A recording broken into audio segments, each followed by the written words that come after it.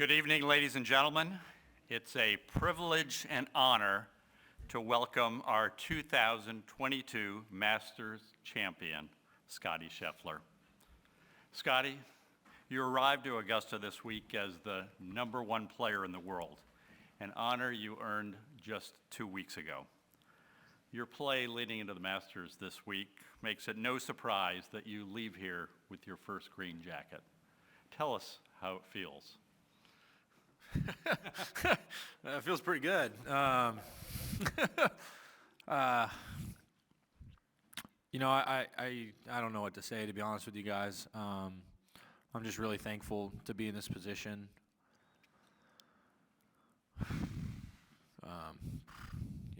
I didn't get to the press room in my dreams, so you guys are going to have to ask me some questions. Great. Well, you posted scores of 69, 67, 71, and 71, the only player in the field to play under par in each round this week, and befitting the #1 player in the world. You took the lead on Friday afternoon, and you never relinquished it. Congratulations on a spectacular week to earn your first Masters victory. Questions? Okay, here. Scottie, what has Ted meant to you through this journey, and what has Ted meant to you through this week? Yeah, I mean, Ted, through this journey, he's only worked for me now for, I don't even know how many events, like maybe 9 or 10. He's doing pretty good. I can't speak highly enough of Ted as a person and as a caddy. I respect him so much just as a person. He's such a fun guy to be around. He's a man of faith, and I love him, and I can't say enough about him. I mean, the qualities you look for in a person, Ted embodies pretty much all of them. He's humble, he's hardworking, he's honest. He's a good time to be around. I mean, he's an amazing guy, and to be able to have him on the bag is so special. Well, you had played here before, so with him on your bag this week, were there insights that you hadn't known about this place before? I think we just did such a good job of being really committed to what we were doing. And that goes through all 72 holes. Just whatever we were trying to do, I knew exactly where I wanted to put the ball, and if I was to miss it, which side of the golf course I could be on to where I could still get it up and down. And I mean, I chipped it so good this week. And so we did such a good job of putting myself in positions to where we could still manage even when I wasn't swinging my best at times. And he just knows this golf course so well, and I trust him so much on the golf course. Right. Dan? Yeah, you mentioned winning this in your dreams and how you dreamed it. I'm wondering if you ever dreamed that you would kind of take the lead on Friday and just sort of a little bit run away with it. You never had that. I imagine you dreamed of hitting some big putt or one shot that in that back nine, but nobody really got that much close to you. Did you ever envision winning it in this manner where you just sort of dominated the last 3 days? I mean, I think the only thing I imagined was probably that walk-up 18. I've seen some guys do that. The first one that comes to mind is watching Jordan make that walk-up 18 with a huge lead, and definitely throughout the round today when I built up a little bit of a lead, I didn't want any stress towards the end of the day, and I didn't break my concentration until we got onto the green on 18. Once we got onto the green, I was like, all right, I'm going to enjoy this, and then, had some fun with it, and yeah, I really don't know what to say. It was definitely nice to build up a lead, and nothing's safe out there on the back nine on this golf course. I've heard all the things that everybody says. It doesn't start till the back nine on Sunday. Anything can happen.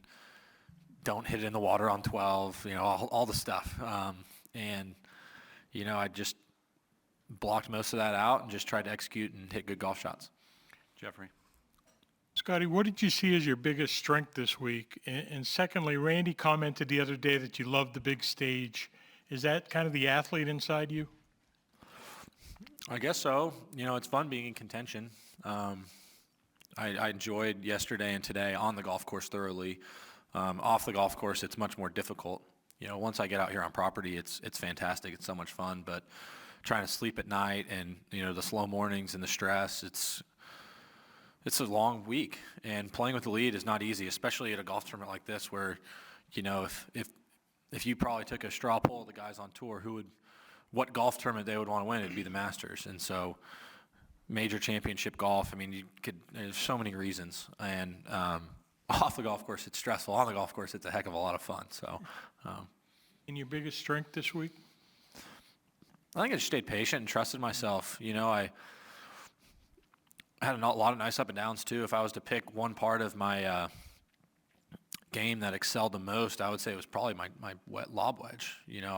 Even today I had some really good up and downs at the beginning of the round, and then I just kept myself in position. Patrick? Scottie, hi there. Many congratulations and thank you very much for your time. So 8 weeks ago today, you have your first PGA Tour victory. You now have 4 wins in your last 6 starts. Could you ever have imagined back then how this was all going to play out? And other than due to the fact you play great golf, did you ever see this coming? What do you put it down to? I would say no to both of those. I've never been a guy that likes to look too far into the future, and so for me, just staying present is always been what works best for me. And so even when I'd get asked the questions, when are you going to get your first win? When are you going to do this? All those different types of things that you get asked in rooms like this. And the only time I really thought about it was then.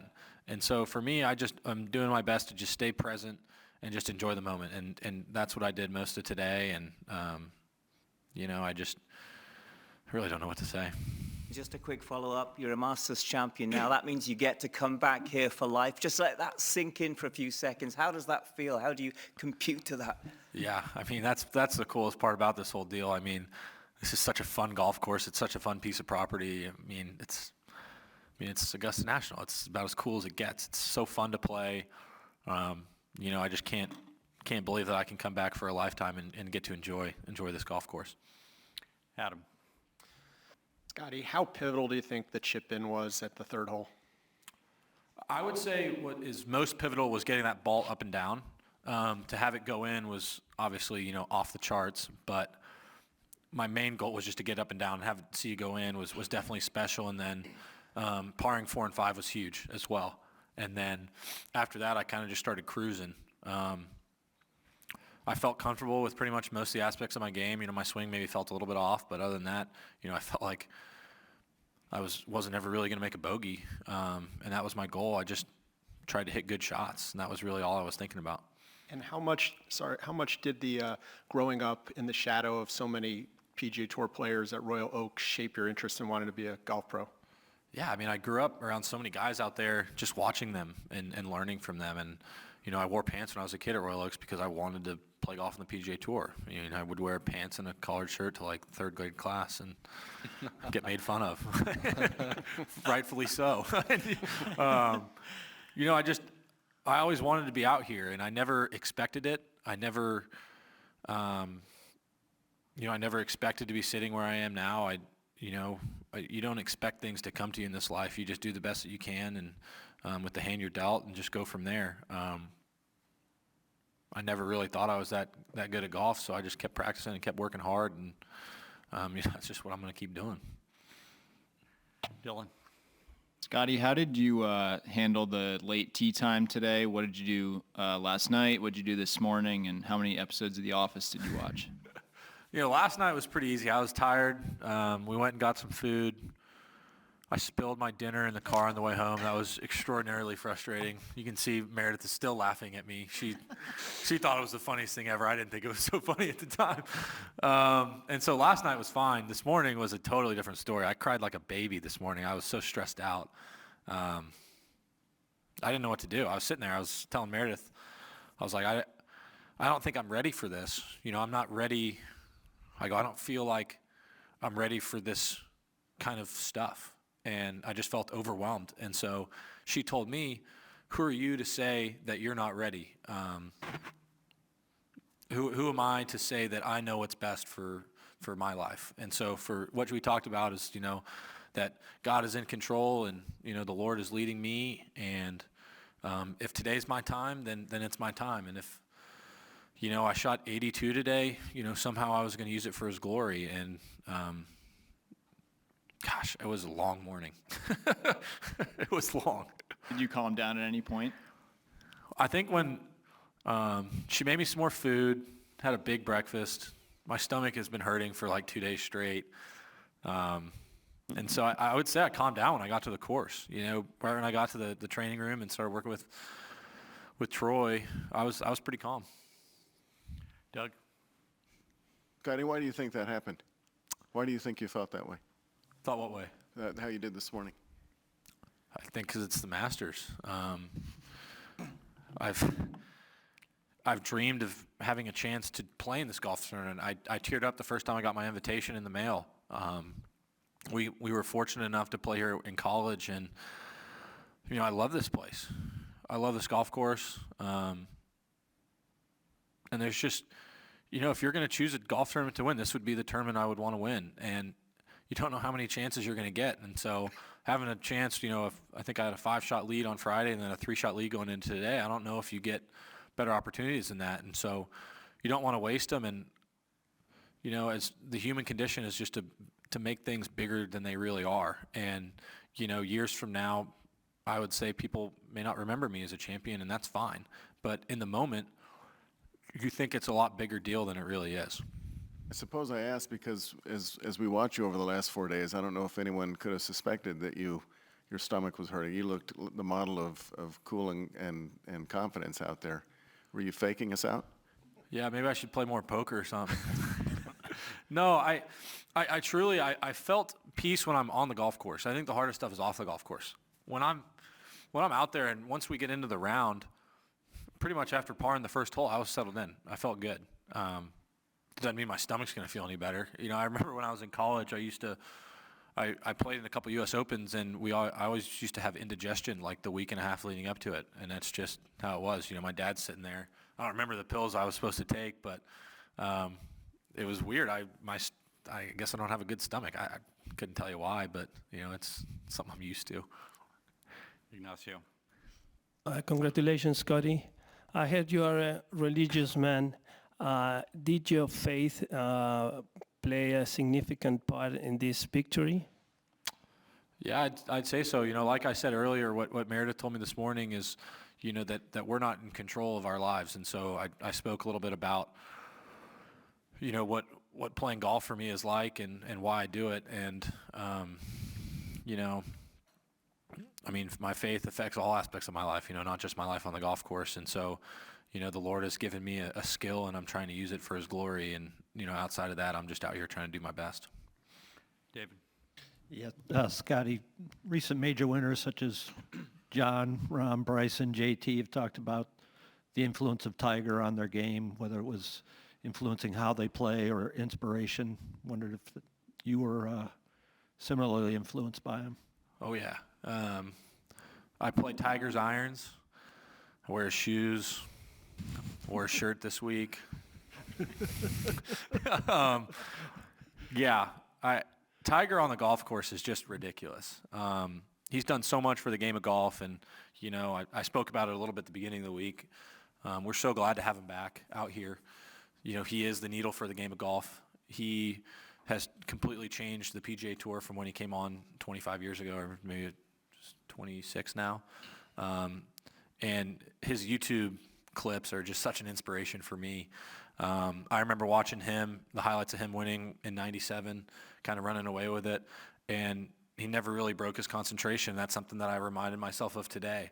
You know, I tried not to look up. I tried to keep my head down and just keep doing what I was doing because I didn't want to break my concentration. The minute I did was on 18 green when I finally got on there, and I have, you know, a 5-shot lead, and I'm like, all right, now I can enjoy this, and you saw the results of that, so. Thank you, Tiger. Yeah. Ian? Scottie, obviously you've won 3 times in the last couple of months. You had big Ryder Cup moments. I'm just curious if you've ever on a Sunday morning gotten that emotional where you were crying before some big Sunday afternoon was about to unfold, or is this the first time that happened to you? This is the first time. I think it's different being with the lead, and it's definitely different with it being a major, and especially the Masters. And so this golf course and this tournament is just different. Grant? On a scale of 1 to 10, how good was your chip shot on number 1? And then on 15, how much clearance on your second shot, and then how many more rolls of the ball did you have before it got scary going down the hill on 15? Number one was probably 9 out of 10, little bump into that hill, and then trickling it down there, and basically to kick in range. Definitely settled me in for the day because didn't hit a good tee shot, hit a fantastic shot out of the trees, just hit a little too hard.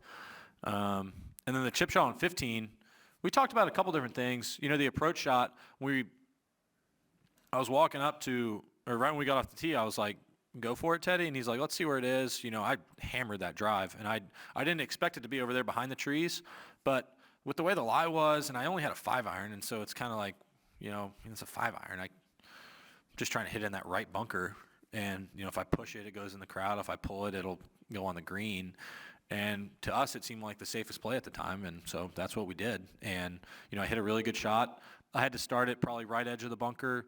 Those trees were probably in line with the middle of the bunker, the ones right in front of me. And then, after that, just trying to execute. I felt like, once again, just trusted Teddy. And, we were walking down, seeing the layup. I just told him, I was like, hey, man, thanks for that. I really don't want to hit this wedge shot right now. This thing looks scary. Kara? Scottie, you've mentioned your family more than once, and your sisters in particular. Just give us a sense of, what it was like growing up, and if you were picked on doing the picking, just some of the dynamics, and really if it feels, we often see families on this day on Sunday, but does it feel kind of like a family win for you? Yeah, for sure. I was telling Meredith I had some pretty cool moments this week. My older sister Callie caddied for me for a number of years during the summer, and her favorite shot always was, I love hitting this like low wedge. And so her favorite shot is when I can skip it in there to a back pin. She kind of just would stay out of the way, and that was, it was fun for her. And on number 9 this week, I think it was the second round, the pin was way in the back, and I hit this same shot, I always hit, I love it, and hit this low skipper, skip back there and nip by the pin. I kind of looked over and I saw her sitting there on the side of the green. I was like, that's pretty funny. She probably liked that shot a lot, And my little sister Molly has probably seen way more golf tournaments than she's wanted to in her lifetime. But, the game of golf means a lot to our family. And, all 3 of my sisters played, Sarah included. And, they definitely took it up because I was doing it. And, they teased me, and I'm sure that will continue into the future. And, I can't thank them enough for their support. Michael? Not looking to make you choose between Bruce Springsteen of New Jersey and Willie Nelson of Texas, but I am curious to know if you're a music fan at all, and if you are, what kind of music do you like to listen to?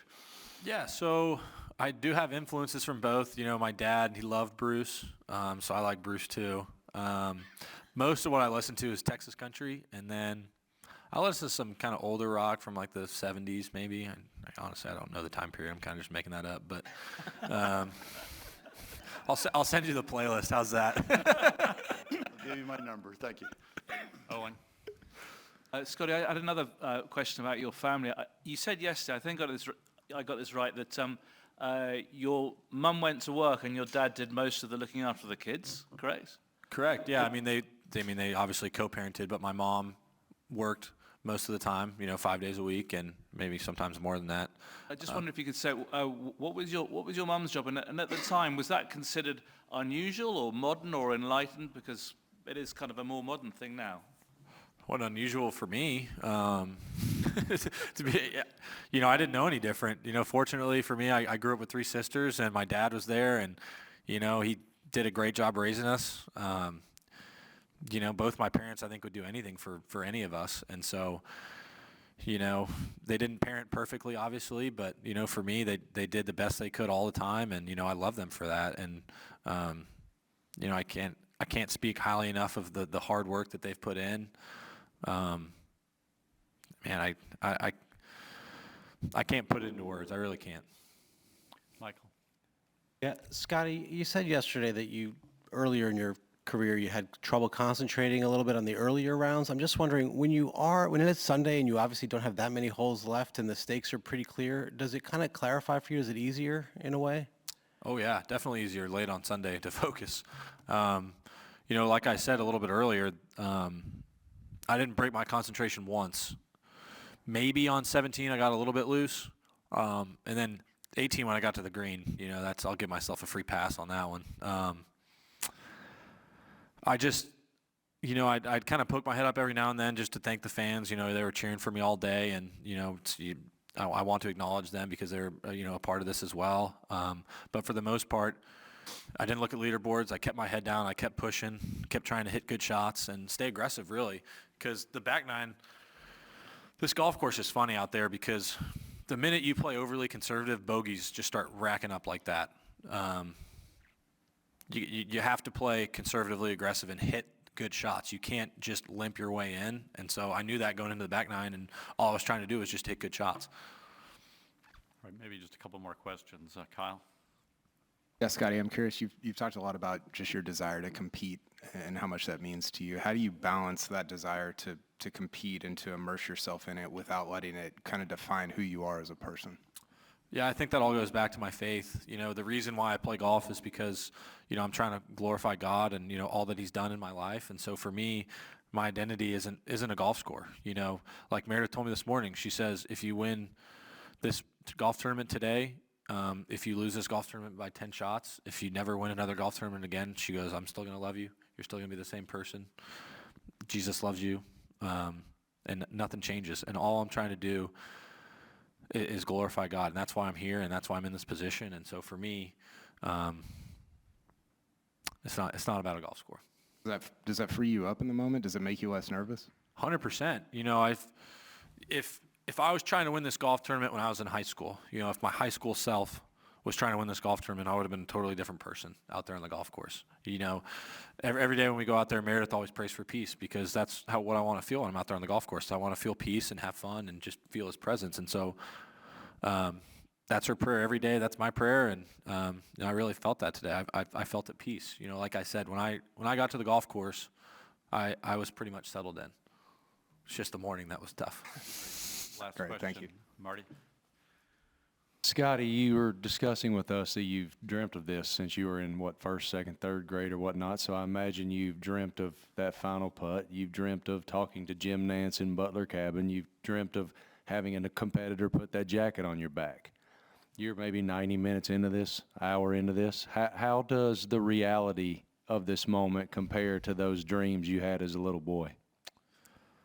That's a good question. I don't think anything's sunk in at the moment. My head's still kind of spinning. I was so focused for so long this week. Major championship golf is brutal. And especially around a golf course like this and the conditions we played it in, you can see the scores. This golf course was not playing easy this week. And it was such a mental grind. And, winning this golf tournament, I'm so humbled to be here. I'm just glad to be a part of the field. I'm glad to be able to have a chance to come out here and compete. And, to be able to win this tournament, I can't say enough about it. Well, Scottie, maybe you could just go through for posterity the birdies and bogeys and others in terms of what clubs you hit in and kind of length of putt, et cetera, for historical purposes. For today? Yes. Well, so number 3, I hit a great drive right down the middle, chipped it on the green to like 3 feet, made the putt. And then number 7, you got to get the ball in play. I hit a nice 3-wood down there. I think I had like 135 to the stick and hit a great wedge shot in there and made the putt. Number 10, I would really consider the only hiccup of the day. I kind of just made a poor swing with my 7-iron there. 11 and 12 were amazing up and downs. And then, 13, I missed a shorty there, but that was a really, really hard putt. Number 14 was basically the same exact shot I tried to hit on number 7. That's what Teddy told me as I was walking in. He goes, same thing you did on 7. And I hit a great shot in there again. And then 15, just trying to keep the pedal down, went for the green and 2 with a 5-iron and hit it just over the green. Not an easy up and down. Hit a really nice chip in there at about 15 feet and rolled that one in. And then, just coasted through the last few holes, just try to stay focused, up until 18 green. Great. Well, Scottie, thank you and congratulations again on this incredible accomplishment. Thank you. Appreciate it.